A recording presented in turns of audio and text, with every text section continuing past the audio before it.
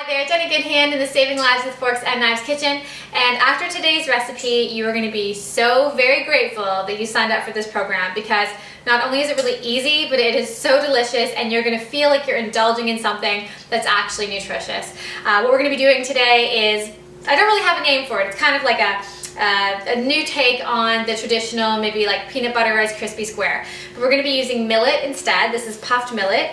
You can also use puffed quinoa or puffed rice. I like millet, but it's got a little bit of iron, a little bit of protein. And I have 3/4 cups of that here. So we're just going to be adding things into the bowl as we go, because we're mixing it all together. I have 6 tablespoons of peanut butter, and I know it sounds like an odd amount, but I sort of just tripled the recipe that I do every day to make a larger recipe here to share with you today.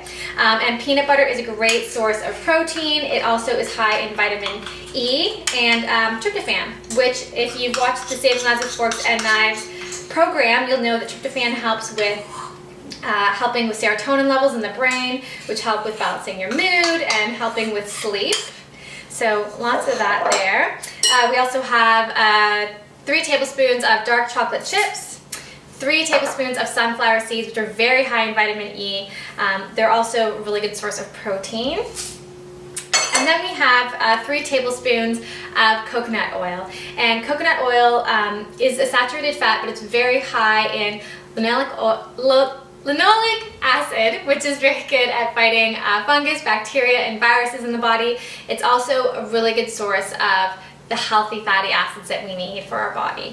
It's also really good for skin, for hair, and it gives it sort of a creamy taste instead of using butter or anything like that. And then finally we just have, I'd say it's probably about 1/4 teaspoon of sea salt.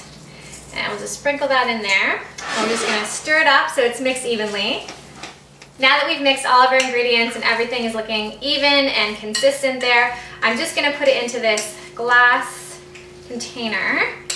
And you can eat it right away if you know, the smell of it has got you salivating and hungry, or you can put it in the fridge or the freezer to just get it a little bit solid. And then you can cut it into squares, you can make it into balls, however you like to eat it or share it. There we go.